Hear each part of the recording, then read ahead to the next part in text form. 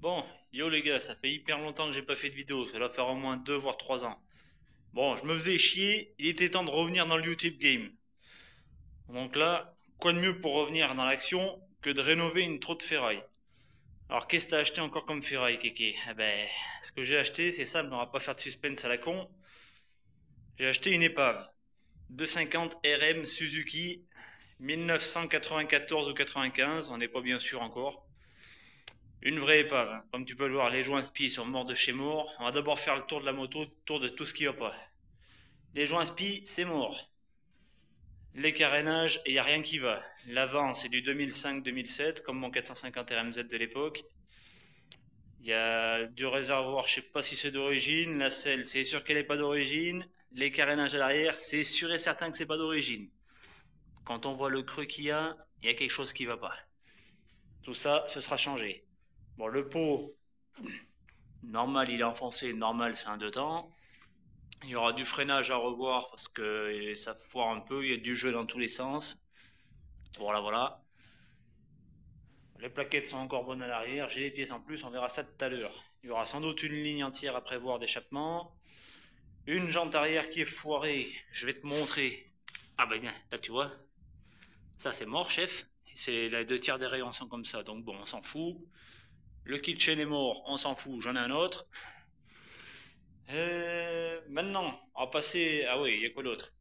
Il y a ça aussi, il manque une demi-cocotte pour le câble d'accélérateur, mais c'est pas grave, j'ai les pièces qu'il faut. Bon, maintenant on va passer au point positif. J'ai une jante qui est en bon état, j'ai un kit chaîne, enfin une chaîne neuve, j'ai pas de kit encore. La couronne sur celle-là est bouffée, de toute façon il faudra que j'en mette une autre. J'ai quelques carénages en plus, mais bon, qui sont pas d'origine. Le but là, ça va être de la remettre en mode configuration 1994. Autant dire qu'elle va être vintage, elle va être belle, elle va être belle. Mais bon, là pour l'instant, elle ressemble à que dalle. C'est une épave, il n'y a même pas de kick dessus.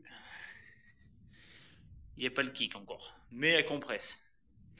Bon, continuons les points positifs. J'ai les plaquettes, des joints, une chaîne neuve, des tas de kits de visserie, donc ce qui est déjà pas mal.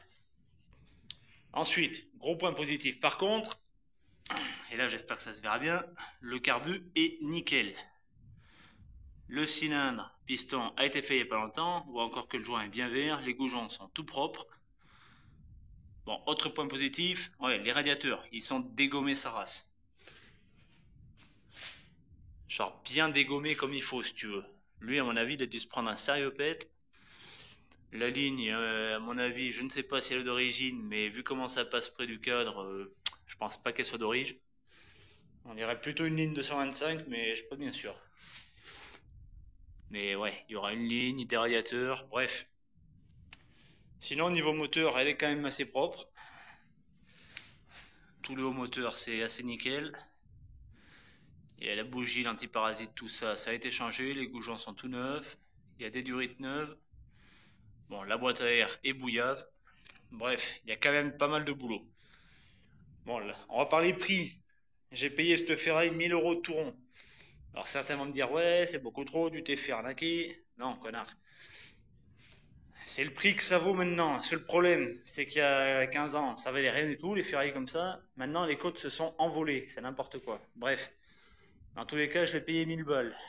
Je compte environ 1000 balles à refoutre dedans pour qu'elle soit propre, en bon état. Et encore 1000 balles, je suis gentil. Je vais faire tout ce que je peux faire moi-même. Bon, le plus chiant à faire, ça va être les roulements de bras hausse. Roulement de bras hausse, tous les roulements de biellette d'amortisseur, les joints spi. Ça, je pourrais peut-être pas le faire moi-même. Je verrai avec un pote si on peut y faire à deux. J'ai dit bien, je verrai. Dans tous les cas, je pense qu'à la fin, je m'y retrouverai quand même pas mal. Va falloir retrouver tout un kit, peut-être réservoir, je suis pas sûr que ce soit le réservoir d'origine. Va falloir retrouver toute l'esthétique, mais ça, ce sera en dernier. D'abord, on va faire la partie mécanique. Là, c'était juste la vidéo de présentation du nouveau projet. Je vous la montre bien sous toutes les formes quand même. Bon, elle a vécu, hein, certes. Elle n'est pas toute jeune, elle est plus vieille que moi, elle est de 95. Normalement. Je dis bien normalement. Les connaisseurs, ils confirmeront. Bon, pour le peu de monde qui regarde les vidéos, j'ai envie de dire, pas grave. Ici, on se prend pas la tête. Ça va être de la bricole. Petite mise à jour. je suis plus dans le Cantal, je suis revenu en Corrèze, enfin en Creuse exactement. Je vais pas non plus vous donner l'adresse, je vais pas te mentir. Du coup, ça me permet d'avoir à nouveau plein de chemins, plein de pistes partout, un peu moins de poulets, ce qui fait qu'on peut rouler un peu plus à plus d'endroits en cross, que ça craint un petit peu moins, dans le respect de la réglementation routière, bien évidemment. Bon, sur ce, je vous aurais présenté le nouveau petit projet qui va arriver bientôt sur la chaîne. Bon, et ça va se faire en plusieurs vidéos. Prochaine vidéo, ce sera le démontage complet et on fera la liste de, de toutes les pièces à remplacer, toutes les saloperies qu'il y aura à faire sur cette épave. Moi, je vous dis à une prochaine. Salut!